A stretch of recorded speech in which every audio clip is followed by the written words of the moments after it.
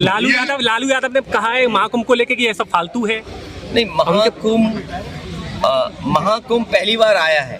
कुंभ तो हमारे पुराने इतिहास के पन्नों में लिखा है और कुंभ का आयोजन सम्राट हर्षवर्धन करते थे, कन्नौज के राजा, और 75 दिन होता था। 75 दिन तक ये चलता था और जब सम्राट हर्षवर्धन जाते थे कुंभ में तो सभी धर्मों के लोगों को बुलाते थे, सभी धर्म के लोग वहाँ आते थे, कुंभ के आयोजन में शामिल होते थे और दान होता था, स्नान होता था। इस सरकार ने क्या दान दिया पता ही नहीं। दिल्ली की सरकार क्या दान दे रही है कुछ पता नहीं। हम तो मांग करेंगे कि अकबर का किला जो बिल्कुल संगम नोज पर है, वहाँ पर जो बट वृक्ष है, या हम उसको बोलते हैं जो वृक्ष है जिसकी पूजा करते हैं, और सरस्वती नदी भी वहीं से निकलती हैं, तो कम से कम वो जो अकबर का किला है वो उत्तर प्रदेश सरकार को दान में दे दिया जाए, क्योंकि दिल्ली वाले सब स्नान कर चुके हैं। हम लोगों को भी किसी न किसी से कुछ सीखना चाहिए। इस बार हम लोगों ने महाकुंभ में जो सीखा है वो वस्त्र पहन करके स्नान करना चाहिए, यही सीखा है। भैया आपके द्वारा जो लगातार कुंभ पे की कमियां दिखाई जा रही हैं, और लेकिन ये सरकार डिप्टी सीएम कह रहे हैं आपको फोबिया हो गया है सपा को। देखिए, महाकुंभ में जो व्यवस्था खराब है, जो सरकार 100 करोड़ की लोगों के लिए, श्रद्धालुओं के लिए व्यवस्था कर रही थी, जो व्यवस्था नहीं कर पा रहे, जो अव्यवस्था हो गई, उसको हम समझा रहे हैं, बता रहे हैं। नाकामी जो सरकार की है, हम उन्हें सूचना दे रहे हैं। हम लोग पॉजिटिव पॉलिटिक्स कर रहे हैं, हमें उन्हें जानकारी दे रहे हैं। अगर वो जानकारी को भी ये बुराई समझ रहे हैं तो उनके लिए मेरे पास कोई इलाज नहीं है। और हम तो पत्रकार साथियों से भी कहना चाहते हैं, हमारे पत्रकार साथी भी कई बार सच बताते हैं, चाहे वो यूट्यूबर्स हो, चाहे उन पे भी दबाव बनाया जाता है। तो आप सोचिए, ये सरकार है जो किसी का सुझाव भी नहीं स्वीकार करना चाहती। अग्रज जी, इस तरीके से प्रधानमंत्री जी गए कि 2047 तक मुलायम सिंह जी की विरासत का कोई व्यक्ति मुख्यमंत्री नहीं बन सकता, ये अहम बोल रहा है क्या बीजेपी का? ऐसा है, मैंने लोकसभा में प्रधानमंत्री जी को भी सुना था। उन्होंने ये कहा कि 2047 तक हम ही रहेंगे। और जो महाकुंभ में इंटरव्यू दिया जा रहा था, कुछ साधु संतों ने कहा था कि प्रधानमंत्री कौन होगा, और कई साधु संतों ने ये भी कहा था कि किसी कुंभ में ये फैसला हुआ था कौन प्रधानमंत्री होगा। तो ये जो 2047 की जो लड़ाई है वो आप समझ नहीं पा रहे हो। आपको ये भी पता होगा कि भारतीय जनता पार्टी ने 75 साल के बाद रिटायरमेंट की बात की थी, तो लखनऊ वालों को पता है कि कौन रिटायर होने जा रहा है। भैया दिल्ली रेलवे, इसलिए अपनी अपनी व्यवस्था में लगे हुए लोग हैं, और जो एक नाम बार बार आप ले रहे हो वो जीरो है, जीरो। भैया दिल्ली रेलवे स्टेशन पे जो आज सुबह भगदड़ हुई जिसमें कई लोगों की मौत हुई, उस पर क्या कहना चाहेंगे? मैंने पहले भी कहा, दुखद घटना है। ये इंतजाम सरकार को देखना चाहिए था, और दिल्ली जैसी राजधानी में नाकामी होना। जो लोग ये कहते हैं कि हम $5 ट्रिलियन की इकोनॉमी बनाने जा रहे हैं, विकसित भारत बनाने जा रहे हैं, तीसरी अर्थव्यवस्था बन जाएंगे हम और विश्व गुरु बन जाएंगे, क्या यही परिभाषा है कि आप प्लेटफॉर्म पर हमारे जो गरीब लोग हैं उनको सुरक्षित नहीं रह सकते, उनका एक्सीडेंट हो जाए, जान चली जाए? जिन लोगों की जान गई है, चाहे महाकुंभ में गई हो, जहाँ भगदड़ में, या अन्य कारण से जान गई हो, जो लोग रास्ते में अपनी परिवार के सदस्यों की जान जिनकी गई है, या एक्सीडेंट की वजह से जान गई, या रेलवे में गई है, दोनों सरकारों को मिलकर के जो मुआवजा देने की बात कहेगी तो वो मुआवजा देना चाहिए, उनकी मदद करनी चाहिए। मैं मांग करता हूं कि उनके परिवारों को 50-50 लाख रुपए की मदद सरकार को करना चाहिए, मुआवजा देना चाहिए। और मुआवजा, क्योंकि धार्मिक कार्यक्रम में सब लोग गए थे, बड़ी श्रद्धा के साथ गए थे, और आपने कार्ड दे करके बुलाया था। कभी भी किसान के हिस्से में आ रहा है सर, क्या कहोगे? कर्जा नहीं आ रहा है, किसान का कर्जा बढ़ा दिया है। 5 लाख किसान पहले कम कर्जा लेता था, अब ज्यादा कर्जा ले ले। पहले कम फांसी लगाता था, अब ज्यादा फांसी लगा ले। पीडीए को किस तरीके से चला रहे हैं? पीडीए एक सामाजिक आंदोलन है।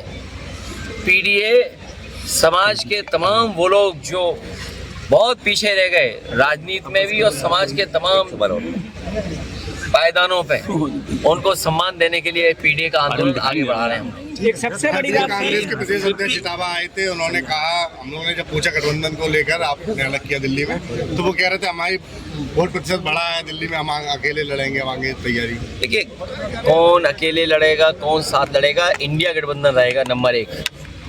और कांग्रेस पार्टी के लिए तो बहुत ही इमोशनल जगह यहाँ है।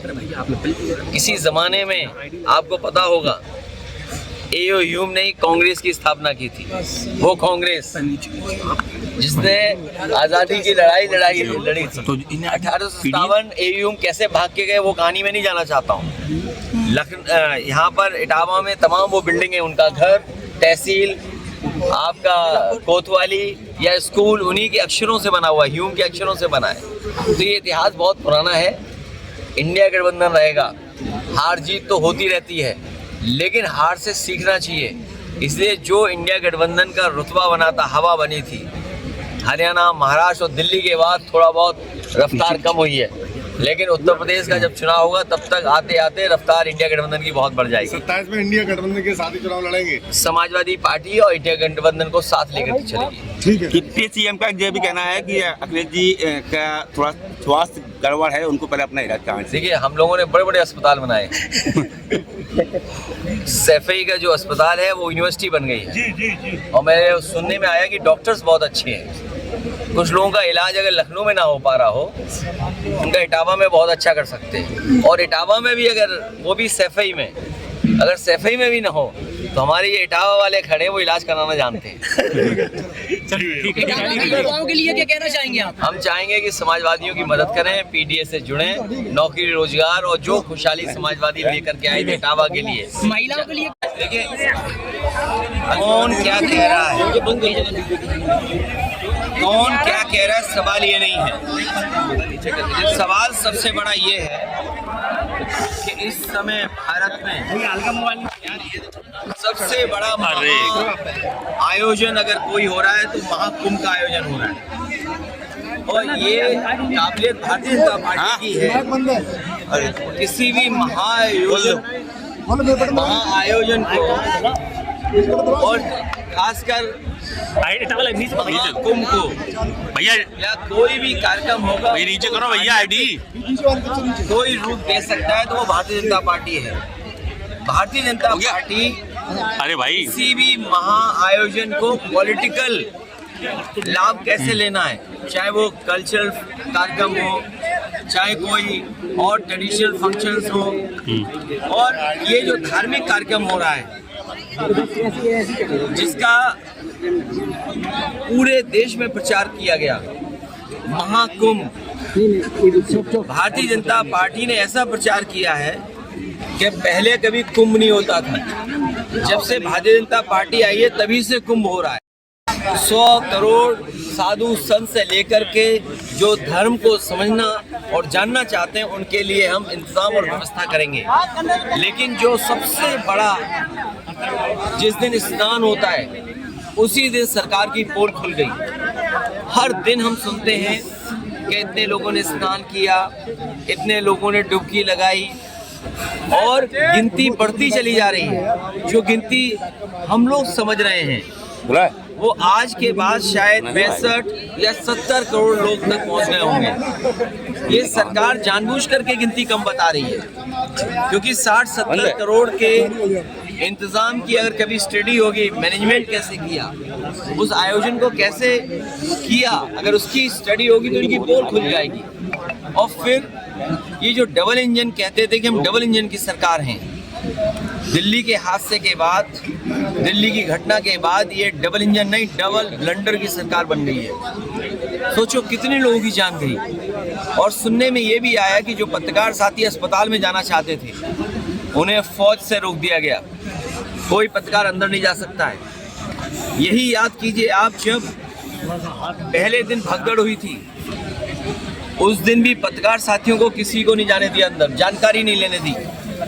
जो कहते थे महाकुंभ उनका डिजिटल है, जो ये कहते थे महाकुंभ में हम ड्रोन रखेंगे व्यवस्था के लिए।